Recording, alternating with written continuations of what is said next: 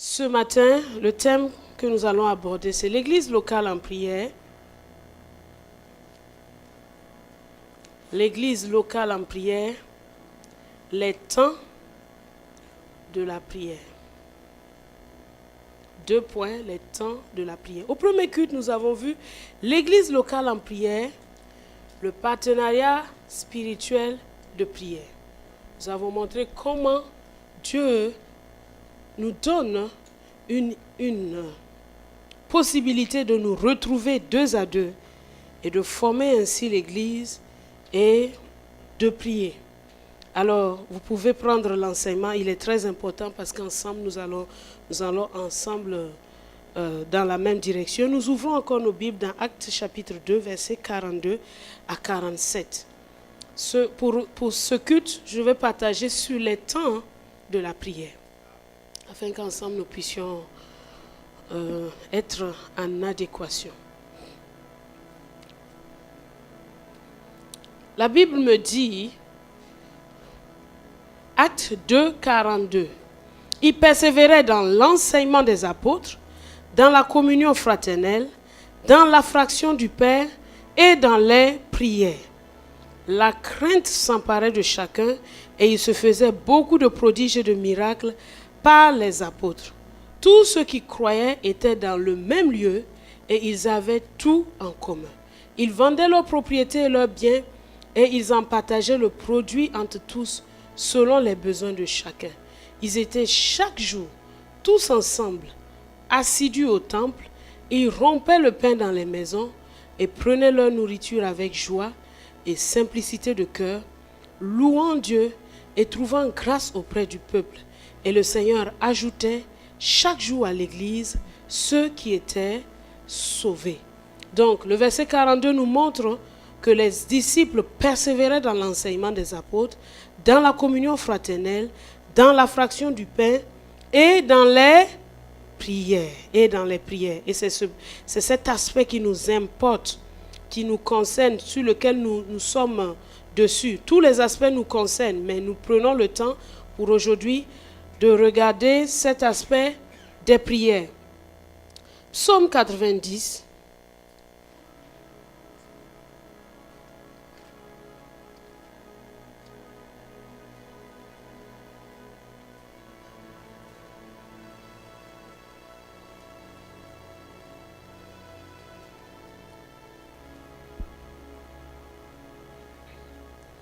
Psaume 90, verset 12.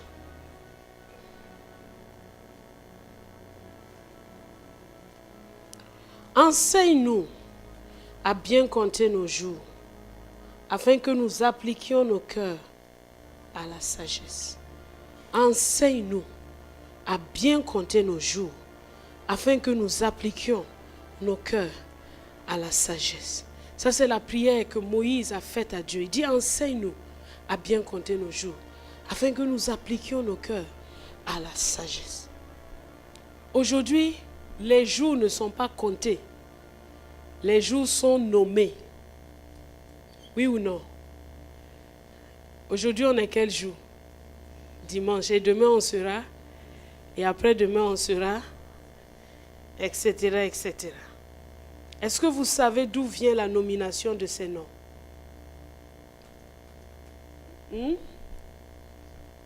Du monde, des lézards, de César, ok. D'où vient la nomination des jours? Vous ne savez pas, hein? Ça vient des dieux grecs, des astres, comme mercredi, ça vient de Mercure. Vous savez pas ça? Jeudi, c'est Jupiter. Ça vient de Jupiter. Mais est-ce que Dieu, le créateur des cieux et la terre, a nommé les jours de cette façon? Pourquoi Moïse peut poser la question, enseigne-nous à bien compter nos jours, afin que nous appliquions nos cœurs à la sagesse? Ça veut dire que chaque jour, Dieu a mis en chaque jour un programme précis, quelque chose de précis, Et Moïse se rend compte qu'en fait, la somme de tous ces jours dans la vie sont la somme de chaque jour que Dieu a fait. Et que s'il apprend à bien compter chacun de ces jours, alors il serait sage dans la vie. Et il dit, apprends-nous à bien compter nos jours. Apprends-nous à bien compter nos jours. Regardez, Genèse chapitre 1. Nous retournons au commencement. Comment est-ce que Dieu faisait ces choses? Genèse chapitre 1.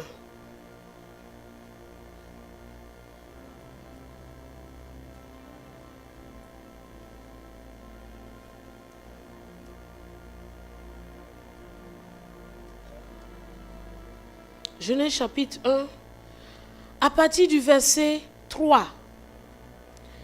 Dieu dit que la lumière soit, et la lumière fut. Dieu vit que la lumière était bonne, et Dieu sépara la lumière d'avec les ténèbres. Dieu appela la lumière jour, et les ténèbres nuit. Ainsi, il y eut un soir et il y eut un matin, et ce fut quoi? Le premier jour. Verset 8. Dieu appela l'étendue ciel. Ainsi il y eut un soir et il y eut un matin. Et ce fut quoi? Le second jour. Verset 13. Ainsi il y eut un soir et il y eut un matin. Et ce fut quoi? Verset 19. Il y eut un soir et il y eut un matin. Et ce fut le... Verset 23. Il y eut un soir et il y eut un matin et ce fut le... Verset 31.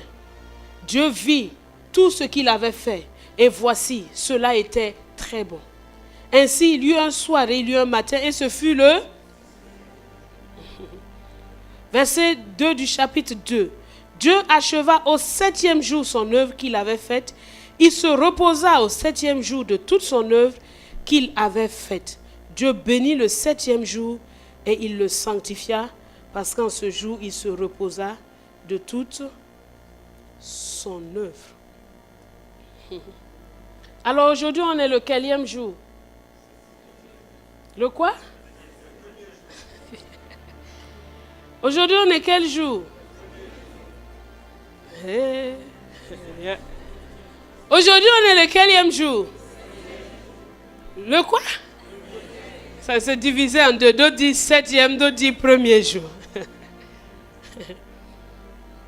Matthieu 28.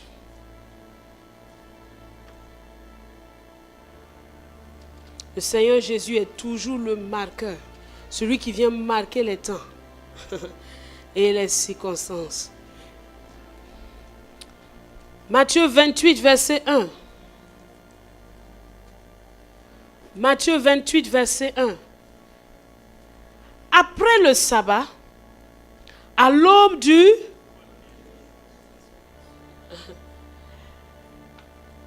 Après le sabbat, à l'aube du premier jour de la semaine, Marie de Magdala et l'autre Marie allèrent au sépulcre. Ce qui nous intéresse, c'est quoi? Le premier jour de la semaine. Et Jésus est ressuscité quel jour? Le premier jour de la semaine. Mais ça ne nous aide pas encore à trouver c'est quel jour. Marc chapitre 16, verset 9.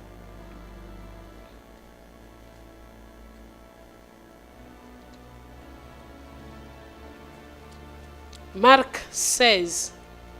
Marc 16, verset 9.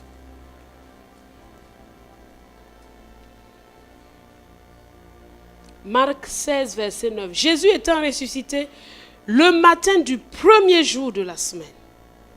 Donc Jésus est ressuscité le matin du premier jour de la semaine. Mais Matthieu nous montre que c'était après le sabbat. Et le sabbat des Juifs, c'est quel jour? Samedi. Donc Jésus est ressuscité dimanche matin.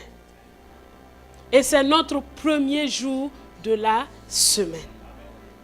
Alors ce jour, le premier jour de la semaine, est le jour de la puissance de la résurrection. Notez ça. Le jour de la puissance de la résurrection. Donc chaque premier jour de la semaine, Dieu inscrit ça comme le jour de la puissance de la résurrection. Quand tu viens en ce lieu, qu'on est assemblé, la puissance de la résurrection est à l'œuvre, touchant certains dans les maladies, touchant d'autres dans les afflictions, touchant d'autres dans l'aveuglement, touchant d'autres dans quelques domaines où la mort a touché.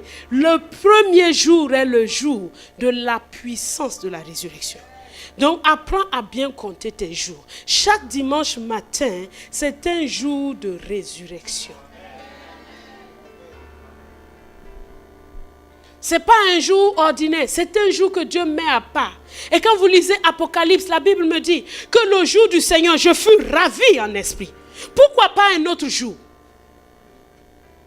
Dieu est le maître des temps et des circonstances. Et il fait toutes choses bonnes en son temps. Il ne sort pas de son programme. Et tu as besoin de savoir ça.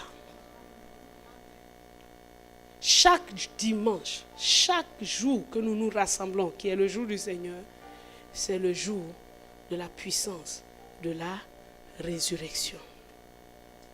Alléluia. Le deuxième jour, retournons dans Matthieu chapitre 1.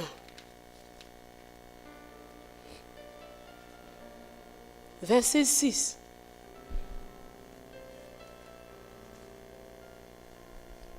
« 6 à 8.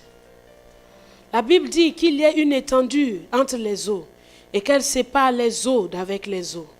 Et Dieu fit Genèse, pas Matthieu. Genèse chapitre 1, verset 6 à 8. Excusez-moi. Genèse 1, 6 à 8. Dieu dit qu'il y a une étendue d'entre les eaux et qu'elle sépare les eaux d'avec les eaux. Dieu fit l'étendue et il sépara les eaux qui sont au-dessous de l'étendue d'avec les eaux qui sont au-dessus de l'étendue. Et il en fut ainsi. Dieu appela l'étendue ciel. Il y eut un soir et il y eut un matin et ce fut le second jour. Le second jour qui correspond au lundi est le jour de la séparation. La séparation entre le terrestre et le céleste. C'est un jour spécial. Colossiens 3:1 me dit, puisque vous êtes ressuscités avec Christ, affectionnez-vous aux choses d'en haut.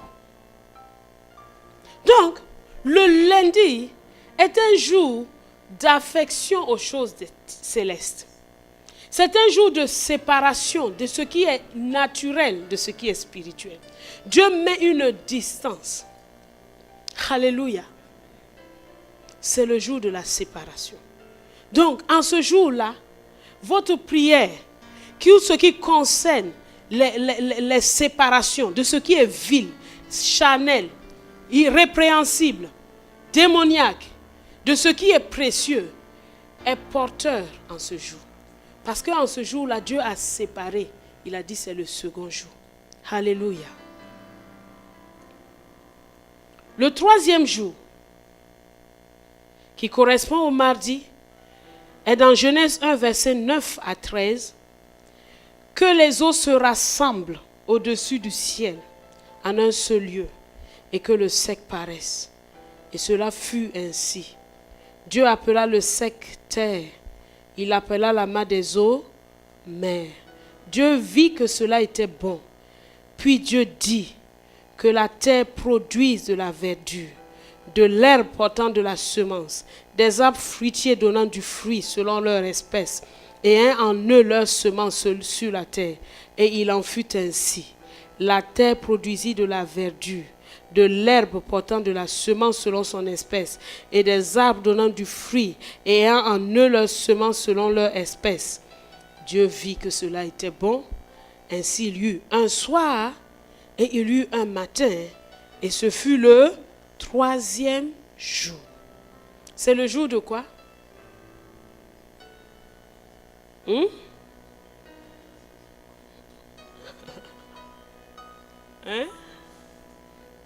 La production.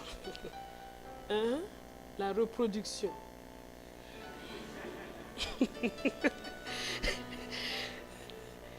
Que les eaux qui sont au-dessus du ciel se rassemblent en un seul lieu et que le sec paraisse. C'est le jour de quoi? Du rassemblement. Dieu rassemble toutes les instabilités de ta vie pour laisser paraître ce qui est ferme. Pour laisser paraître ce qui ne bouge pas. Ces émotions instables, cette santé instable, ces finances instables. Dieu les rassemble pour te laisser paraître ce qui est ferme, sa parole. C'est le jour du rassemblement. Il vient faire un peu de ménage. Il y a des choses qui viennent toujours embrouiller la parole de Dieu en toi. Il dit, mettez ça de côté. C'est le jour du rassemblement, de la stabilité. Dieu veut apporter de la stabilité dans ta vie.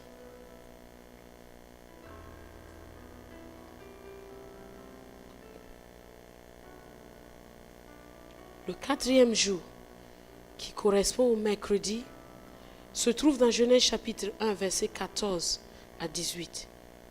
Qu'il y ait des luminaires dans l'étendue du ciel pour séparer le jour d'avec la nuit, que ce soit des signes pour marquer les époques, les jours et les années, et qu'ils servent de luminaires dans l'étendue du ciel pour éclairer la terre. Et cela fut ainsi. Dieu fit les 2 grands luminaires, le plus grand luminaire pour présider au jour et le plus petit pour présider à la nuit. Il fit aussi les étoiles. Dieu les plaça dans l'étendue du ciel pour éclairer la terre, pour présider au jour et à la nuit, et pour séparer la lumière d'avec les ténèbres. Dieu vit que cela était bon. Il y eut un soir et il y eut un matin, et ce fut le 4e jour. Ce jour est le jour de quoi?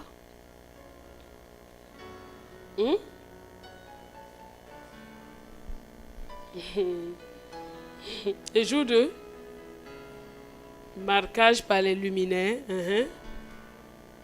du rayonnement, oui.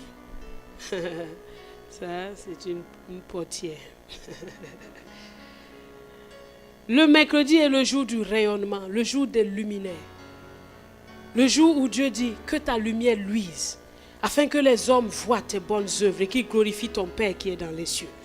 C'est le jour où Dieu établit des marques de ta destinée. Il dit, voilà, je t'ai placé comme une étoile dans le ciel. Regarde. C'est un jour spécial. Un jour des luminaires. Dieu marque des choses dans ta vie en ce jour-là. Le 5e jour, qui correspond à Genèse chapitre 1, verset 20 à 23, nous dit que les eaux produisent en abondance des animaux vivants et que les oiseaux volent sur la terre vers l'étendue du ciel. Dieu créa les grands poissons et tous les animaux vivants qui se meuvent et que les eaux produisent en abondance selon leur espèce. Il créa aussi tout oiseau ailé selon son espèce. Dieu vit que cela était bon. Dieu les bénit en disant, soyez féconds, multipliez, remplissez les eaux des mers et que les oiseaux se multiplient sur la terre. Et ainsi, il y eut un soir et il y eut un matin, et ce fut le 5e jour. Le 5e jour, c'est le jour de quoi? L'abondance, la productivité. La productivité. Donc, c'est un jour où Dieu veut vous faire produire des choses extraordinaires. Où la médiocrité, le faible rendement ne doit pas être là. Donc, chaque jour a sa destinée. Ainsi, semaine après semaine, Dieu doit achever son planning en ayant fait chaque jour ce qu'il a voulu faire. Mais il faut que tu pries pour que son règne vienne et que sa volonté soit faite dans son église et dans ta vie. Il faut que tu pries. Il faut que tu pries. C'est pour ça que Jésus a dit, quand vous priez, dites notre Père qui es aux cieux, que ton règne vienne, que ta volonté soit faite. Dieu a créé toutes ces choses parce que c'était sa volonté. Et aujourd'hui, il fait encore de grandes choses selon sa volonté. Alors quand tu sais que c'est le jour de la séparation, mais tu regardes avec tes yeux, tu ne sais pas qu'est-ce que Dieu va séparer. Tu ne sais pas. Mais tu peux commencer à prier selon l'Esprit. Et l'Esprit qui sait ce qui se trouve dans le cœur du Père fera exactement ce qu'il convient. Il fera ce qu'il convient. Parce que ce jour-là, il sait ce qui se trouve dans le programme du Père pour son Église et pour ta vie. Mais quand tu as cette connaissance-là, tu pries avec... Tu sais que tu as une œuvre à accomplir. Oui ou non? Jésus a dit, j'ai achevé l'œuvre. Ça veut dire qu'il y a une œuvre à faire dans la prière. Il y a un travail à accomplir dans la prière. Il y a une activité à mener parce que nous sommes des acteurs spirituels.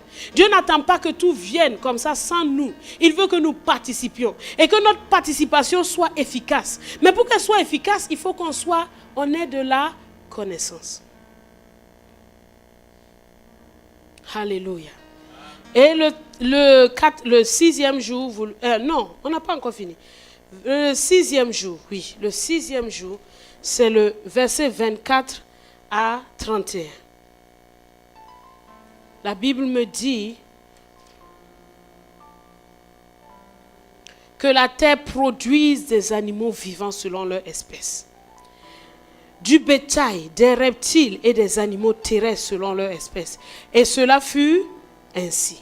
Dieu fit les animaux de la terre selon leur espèce, le bétail selon son espèce, et tous les reptiles de la terre selon leur espèce. Dieu vit que cela était bon, et Dieu dit, faisons l'homme à notre image, selon notre ressemblance, et qu'il domine sur les poissons de la mer, sur les oiseaux du ciel, sur le bétail, et sur toute la terre, et sur tous les reptiles qui rampent sur la terre. Dieu créa l'homme à son image. Il le créa à l'image de Dieu. Il créa l'homme et la femme. Dieu les bénit et Dieu leur dit, soyez féconds, multipliez, remplissez la terre et l'assujettissez. Et dominez sur les poissons de la mer, sur les oiseaux du ciel et sur tout animal qui se meut sur la terre. Et Dieu dit, voici je donne toute herbe portant de la semence et qui est à la surface de toute la terre et tout arbre ayant en lui du fruit d'arbre et portant de la semence, ce sera votre nourriture. Et à tout animal de la terre, à tout oiseau du ciel et à tout ce qui se meut sur la terre, ayant en soi un souffle de vie, je donne toute herbe verte pour nourriture. Et seulement le vendredi qu'ils ont mangé.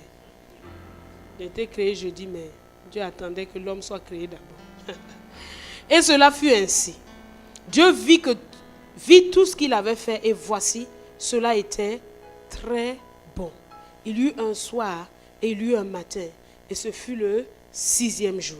Le sixième jour, c'est le jour de la création de l'homme, la création des espèces, c'est le jour de l'autorité, de la domination. C'est le jour de la domination. Vous avez souvent entendu, jeudi noir, les crashs boursiers, c'est l'ennemi qui vient saper ce que Dieu a décidé que ce jour-là doit être. Et ça devient une expression dans la bouche de tout le monde. Un jeudi noir. Non, jeudi noir. Il y a eu des crashs bouchés qui ont eu le jeudi. Mais le vendredi aussi. Rien n'est fait au hasard dans ce monde. Et donc ce jour est le jour de la domination. Le jour de la bénédiction, le jour de la multiplication, le jour de l'abondance parce qu'il a créé les animaux abondamment. C'est le jour où l'homme est sorti, où l'homme a été manifesté. Et le septième jour, c'est le jour du repos qui correspond au samedi. Voilà ce que Moïse demandait à Dieu de lui donner de faire. C'est Moïse qui a écrit Genèse. Il savait tout ça. Mais il fait une prière. Il dit à Dieu, apprends-nous à bien compter nos jours, afin que nous appliquions nos cœurs à la sagesse. Parce que connaître ces choses-là ne suffit pas. Il le savait lui aussi. De manière intellectuelle, il le savait. Mais il savait que connaître ça seulement ne suffit pas. C'est pour ça qu'il a demandé à Dieu, enseigne-nous à bien compter nos jours. Enseigne-nous à bien compter nos jours. Job.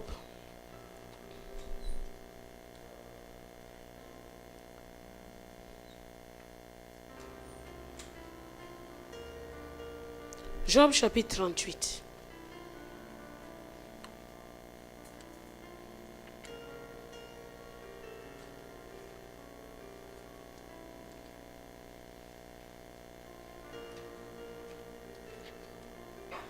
Versets 12 à 15. Là, Job a fini de se plaindre. Disons, il n'avait plus de mots. Et Dieu apparaît, Dieu lui parle au milieu de la tempête. Et Dieu lui pose une question. Ça, c'est Dieu qui parle. Il dit, depuis que tu existes, as-tu commandé au matin? As-tu montré sa place à l'aurore? Pour qu'elle saisisse les extrémités de la terre et que les méchants en soient secoués. Il pose une question, Dieu pose une question à Job. Il dit, depuis que tu existes, as-tu commandé au matin? Si on veut mettre cette phrase en affirmatif, qu'est-ce que ça va donner? Commande au matin. À l'affirmatif. Ça, c'est une phrase interrogative. Mais on peut la faire en une phrase comment? Affirmative. Qu'est-ce que ça donne? Commande au matin.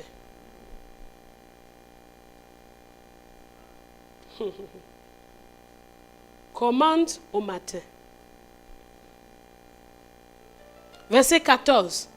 Pour que la terre se transforme comme l'argile qui reçoit une empreinte. Il dit, pour que la terre se transforme comme une argile qui reçoit son empreinte. Ça veut dire que Dieu, à l'aube, il a une manière d'imprimer la journée comme de l'argile qui reçoit une empreinte. L'argile est là, on vient, on met un seau. Ça reste là. Sur le seau qui a été mis là, c'est ça qui est là. Donc Dieu fait ça quand? À l'aube. Celui qui ne sommeille ni ne dort, il fait ça à l'aube. Il dit, depuis que tu existes, as-tu commandé au matin pour qu'elle saisisse les extrémités de la terre et que les méchants en soient secoués, pour que la terre se transforme comme l'argile qui reçoit une empreinte. C'est pour ça que chaque matin quand tu te lèves, tu dois louer et rendre grâce à Dieu. Parce que celui qui ne sommeille ni ne dort, commande à l'aube chaque matin pour qu'elle saisisse les extrémités de la terre. Donc si les extrémités de la terre sont saisies, est-ce que c'est le milieu qui peut échapper? Non! Et pour que les méchants soient secoués, David pouvait dire, chaque matin, Seigneur, tu détruis les méchants. Il a écrit ça dans un psaume. Il dit, chaque matin, tu effaces les méchants de la terre. Donc Dieu a une manière de faire. C'est pour cela que chaque jour, nous pouvons nous lever avec joie, voir cette journée avec joie. Pourquoi? Parce que notre Créateur, lui, il s'est commandé au matin. Il s'est secoué la terre. Il s'est secoué les méchants. Il s'est donné une empreinte à la terre. Il s'est lui donné une marque pour que nous vivions dedans. Chaque matin, Dieu fait ça. Chaque jour. Mais est-ce que toi, tu es au courant? Es-tu au courant de l'empreinte qu'il a donnée à ta journée? Es-tu au courant de l'empreinte qu'il veut te faire voir manifester? Es-tu au courant? Ou subis-tu les événements qui arrivent sans avoir rien à dire? Celui qui sait tout, sait que ce dossier, cet appel d'offres auquel tu réponds, il y a quelque chose en dessous qui va te faire perdre de l'argent. Et toi, tu vois seulement le dessus. Et tu es allé vers lui avec ce dossier et qu'il te montre l'empreinte de la journée.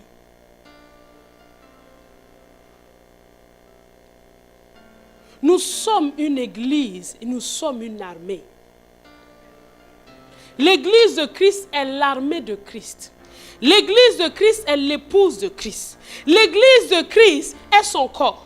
Tout ça, c'est l'église. Alors, il va te dire, mon ami, tu fais partie de mon corps. Si mon pied est réveillé, ma main est réveillée. Oui ou non? Si mes yeux sont réveillés, mes cheveux aussi.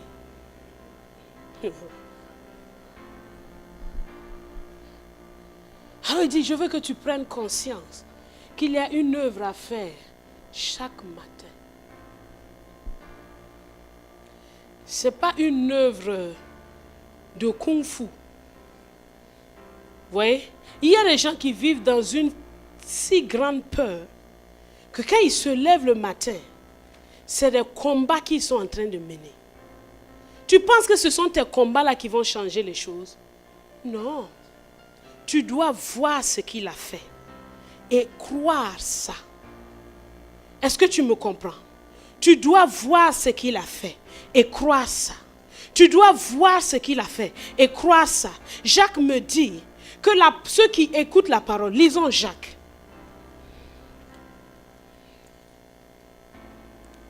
L'apôtre Jacques.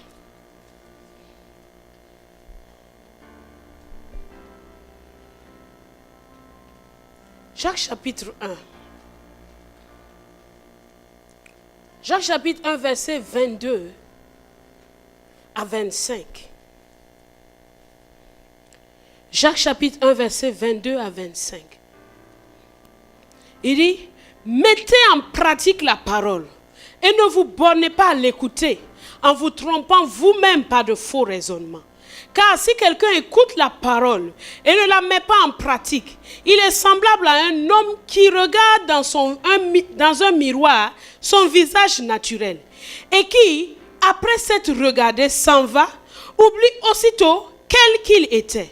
Mais celui qui aura plongé les regards dans la loi parfaite, la loi de la liberté, et qui aura persévéré, n'étant pas un auditeur oublieux, mais se mettant à l'œuvre, celui-là sera heureux dans son activité.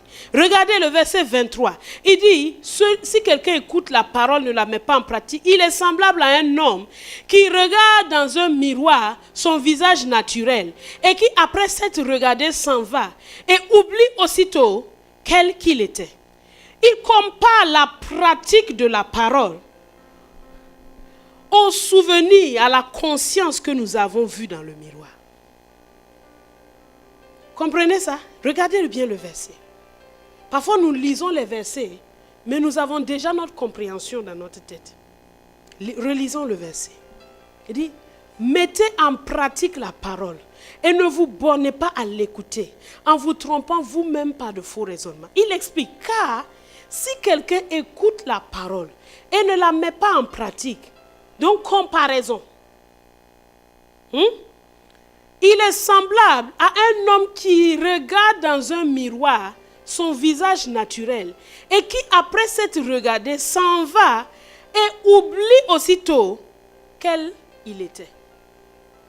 Ça veut dire que quand je regarde la parole de Dieu me donne un miroir, est mon miroir.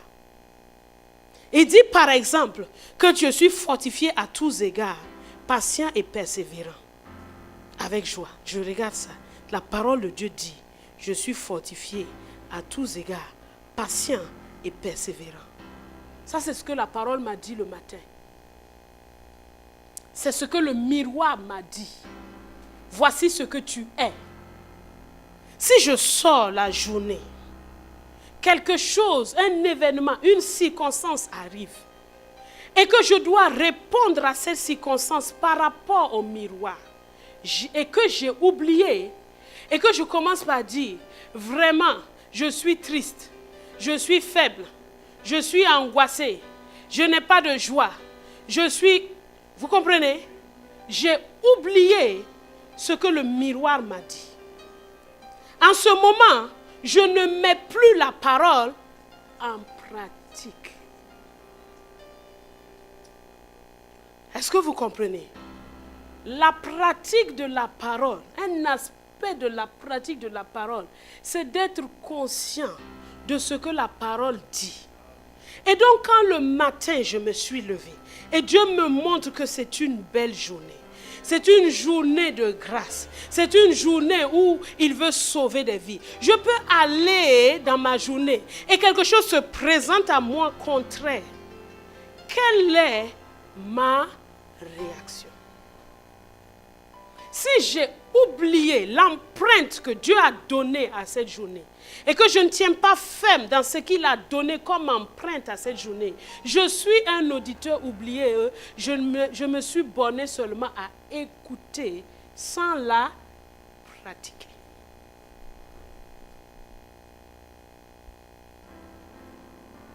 La pratique de la parole, c'est ça. Toi, j'entends ta voix, j'entends ta pensée qui me dit, mais il faut quand même que je vois que je suis fort pour dire que je suis fort. Il faut quand même qu'il y ait un sujet de joie pour que je dise que je suis en joie. C'est que tu n'as pas bien regardé. Si tu avais, on dit, celui qui a fait quoi? Plonger les regards dans la loi parfaite. La loi de la liberté. Et qui aura persévéré.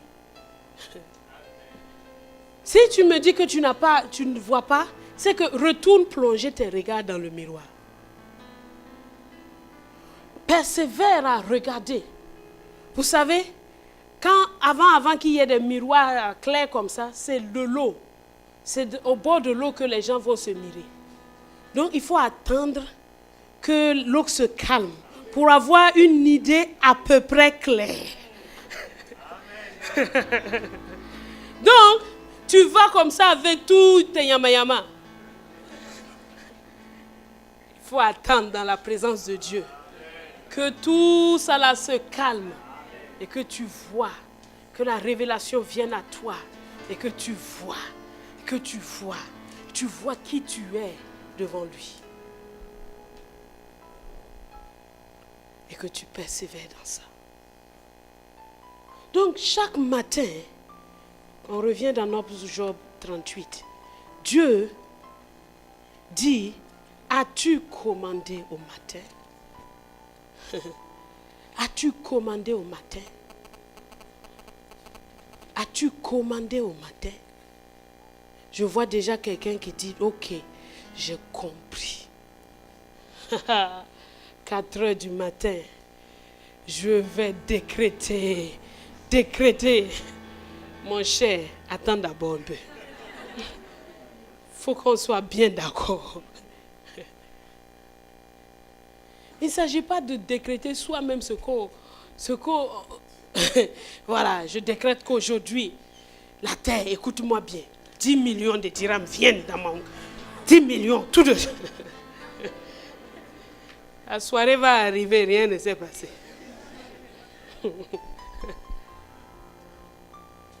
Depuis que tu existes, as-tu commandé au matin? As-tu montré sa place à l'aurore pour qu'elle saisisse les extrémités de la terre et que les méchants en soient secoués? Pour que la terre se transforme comme l'argile qui reçoit une empreinte et qu'elle soit parée comme d'un vêtement. Donc il y a des jours qui sont bleus, des jours qui sont rouges, des jours qui sont oranges, selon le vêtement qu'ils portent. Aujourd'hui tu es en bleu, demain peut-être que tu seras en vert. Tu as changé d'aspect à cause de quoi? Du vêtement. Donc Dieu revêt chaque jour d'une couleur. Mais vous savez que nous sommes dans une dépendance et dans une intimité profonde avec Dieu. On ne peut pas faire les choses par soi-même. Jésus disait, je ne fais que ce que je vois faire au Père. C'est pour cela que cette règle-là, si tu veux qu'elle soit efficace, il faut que tu cultives la présence de Dieu. Pour savoir qu'est-ce que papa fait. Et quand tu as vu ce que papa fait, aussi grand soit-il, aussi haut soit-il, tu peux le déclarer avec foi. Parce que tu as quoi? L'autorité à ce moment-là. Dieu peut le matin te montrer la vision de la journée. Comment il veut que la journée soit. Comment les choses vont se passer dans ton bureau. Comment tel ou tel va essayer de t'embêter. Comment tel ou tel va venir t'apporter quelque chose. Comment il peut te donner tout ça à l'aube. Il peut te donner tout ça à l'aube. Ça, c'est pour ta vie personnelle. Et ça, je sais que ça vous intéresse. Mais qu'est-ce qui compte? Et ce qui concerne les autres autour de toi.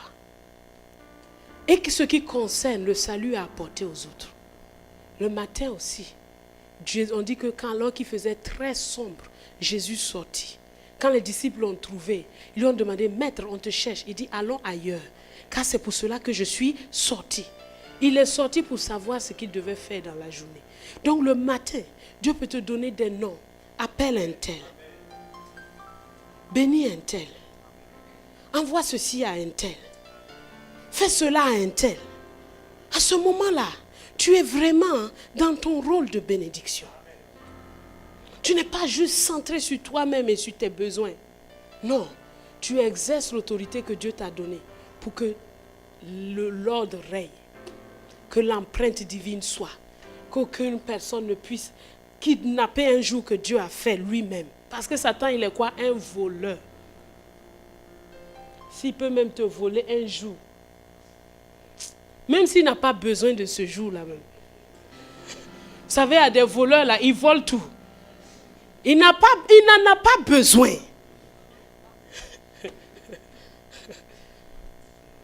Mais ils volent. Est-ce que vous comprenez? Le matin est un temps de prière. Ne sors pas de ta maison en fracas, sans être assis tranquillement avec Dieu. Pas pour commander des choses, comme je t'ai dit là. Assis-toi d'abord avec Dieu. David a dit, je réveillerai l'aurore. Réveille-toi mon luth, ma harpe. Je veux le louer. Lève-toi le matin, conscient que tu as un papa dans le ciel qui s'occupe de ton cas. Lève-toi le matin avec confiance, avec joie. Lève-toi le matin en disant merci Seigneur. Parce que quand tu te réveilles le matin, tous les challenges de la journée viennent à toi comme un ouragan, n'est-ce pas? Tout. Et la peur veut t'envahir, l'angoisse veut t'envahir, la crainte veut te prendre. Papa dit, écoute, il y a un endroit où tu dois t'asseoir. Et avec moi, on va causer. Et je vais te montrer l'empreinte que j'ai donnée à la journée. N'aie pas peur de ce tumulte-là. N'aie pas peur de cet ouragan. N'aie pas peur de ces choses-là. Moi, j'ai un chemin. Et tu vas voir comment tes journées seront paisibles dans le repos. Mais si tu commences à négliger ça, eh bien, l'ouragan est de retour. Parce qu'il n'y a rien que Dieu va te donner à faire en un jour qui ne rentre pas dans 24 heures là. Si ça dépasse 24 heures, c'est qu'il y a des choses là-bas que Dieu ne t'a pas donné à faire. Tout là doit rentrer dans 24 heures. Dieu n'est pas insensé. Tout doit rentrer dans 24 heures. S'il y en a trop, c'est que mon ami va t'asseoir pour voir. Ou bien, tu as une idée que c'est trop. Parfois, on pense qu'on a trop à faire. Mais avec une sagesse, on peut tout faire en un temps. Alléluia.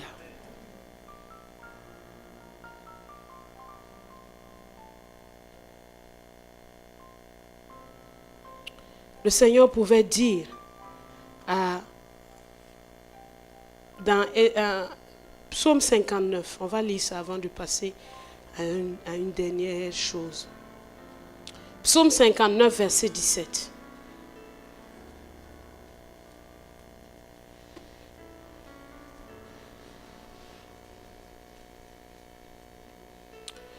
Moi, je chanterai ta force.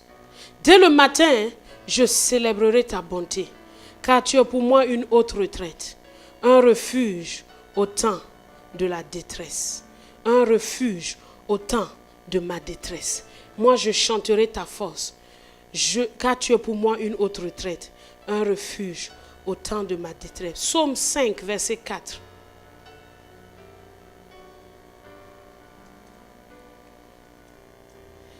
Éternel, le matin tu entends ma voix. Le matin je me tourne vers toi et je regarde. Waouh! Job chapitre 7, verset 17 à 18. Job chapitre 7, verset 17 à 18. Qu'est-ce que l'homme pour que tu en fasses tant de cas? Ça ressemble au psaume 8. Qu'est-ce que l'homme pour que tu en fasses tant de cas? Pour que tu daignes prendre garde à lui. Pour que tu le visites tous les matins. Ha! Ça veut dire que tous les matins, Dieu est au rendez-vous. Tous les matins. Tous les matins. Tous les matins. La visitation divine, elle est là. La présence de Dieu, elle est là. Alléluia. Tous les matins. Regardez une autre chose pour terminer. Genèse chapitre 3. Genèse chapitre 3, verset 8. Genèse 3, 8. Là, Adam et Ève ont péché. Qu'est-ce qu'on dit? Alors, ils entendirent la voix de l'Éternel Dieu qui parcourait le jardin vers le soir. Oh, Dieu est romantique. Le soir, il vient pour une causerie. Tout comme l'époux et l'épouse se retrouvent le soir pour une causerie. Lui aussi vient le soir. Chaque soir, Dieu venait voir Adam et dit, alors tu as passé une bonne journée? Alors qu'est-ce qui s'est passé ici? Ah non, le lion aujourd'hui, il m'a vraiment fait rire. Et celui-là, oh mais il est vraiment merveilleux, c'est formidable. Le soir, ne passe pas ta soirée devant un film pour dormir dessus. Tu peux te détendre avec un film, hein? Il n'y a pas de problème avec ça. Mais ne finis pas ta soirée devant un film. Le soir, papa veut causer avec toi. Le matin, il veut causer avec toi. Le soir, il veut causer avec toi. Et parcourt le jardin. Il dit, où es-tu? Donc, même la faute que tu as faite dans la journée, Dieu était déjà au courant. Mais il vient quand même. Adam aurait pu dire comme David, j'ai péché. Mais il n'a jamais reconnu qu'il a péché. Il a toujours dit que c'est quelqu'un d'autre qui a péché. C'est quelqu'un d'autre qui l'a entraîné. Pour dire que Dieu désire ardemment plus que nous cela, cette communion. Et il vient chaque matin et chaque soir. Alors, l'église, notre église locale en prière, que la prière du matin devienne notre communion individuelle mais commune. Est-ce que vous me comprenez? Parce qu'on est indivisible. On va sortir de cet endroit, on va partir. Hein? Mais spirituellement, on n'est jamais séparés. Parce qu'on est un corps. Je ne peux pas dire que j'envoie mes pieds chez moi à Ulfa et puis à Sidi Marouf et puis que je laisse mon autre pied ici.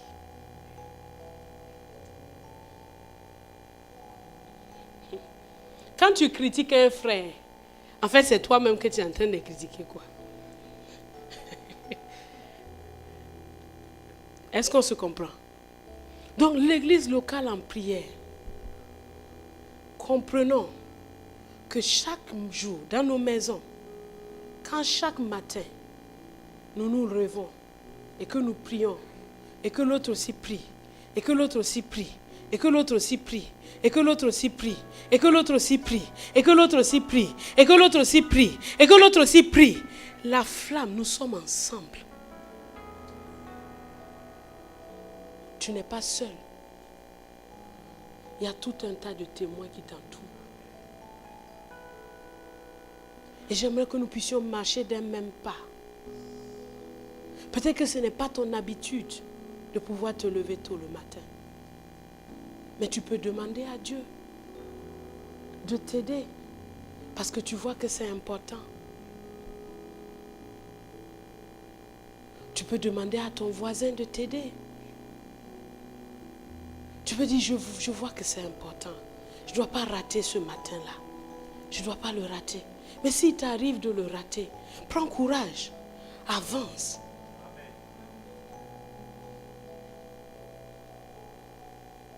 Cultivons un esprit de prière.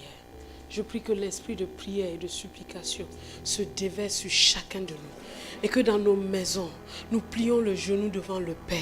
Et qu'ensemble nous élevions nos voix. Que le Père, en regardant Casablanca, il voit une église unie qui prie. Une église qui prie, dont les flambeaux sont éparpillés partout dans les quartiers. Et qui prie, et qui chaque matin aime sa présence, chante ses louanges, écoute sa voix, parle avec autorité, décrète avec autorité, trace leur journée parce qu'ils ont entendu le Père leur parler. Qu'une église fervente se lève, que la faiblesse nous quitte et que nous soyons forts parce que c'est ce qu'il a dit. Tel il est, tel nous sommes dans ce monde. Jésus se levait très tôt le matin parce qu'il savait bien que fils de Dieu, il a appris l'obéissance par les choses qu'il a souffertes. Nous ne pouvons pas être exemptés de ça. Nous allons apprendre. Nous allons apprendre à nous lever. Nous allons apprendre à prier. Nous allons apprendre à rencontrer papa. Nous allons apprendre à revêtir le matin, à commander à l'aurore. Nous allons apprendre, Seigneur. Car tu veux une armée qui se lève. Tu veux une armée qui se lève. Tu veux une armée qui se lève, Seigneur. Tu veux une armée qui se lève. Tu veux une armée qui est prête. Tu veux une armée qui entend ta voix. Tu veux une armée qui écoute. Tu veux des disciples qui écoutent. Je dis chaque matin, il éveille mon oreille pour que j'écoute comme écoutent les disciples. Tu veux m'apprendre. Oh, mandarabayondo bosakayende. Mikarabayondo bosantayende. Je vois une armée qui se lève. Je vois des triomphateurs qui se lèvent. Je vois des guerriers de Dieu qui se lèvent. Des personnes qui exercent leur autorité qui se lèvent. Je vois des personnes persévérantes qui se lèvent. Je vois des personnes engagées, des personnes ointes, des personnes remplies. Je vois des responsables qui sont en feu. Je vois des responsables dont la vie est bouleversée. Je vois des pasteurs dont la vie est intensément bouleversée. Je vois des hommes, je vois des femmes qui se lèvent et qui avancent au son de sa voix. Je le vois. Qu'il en soit ainsi.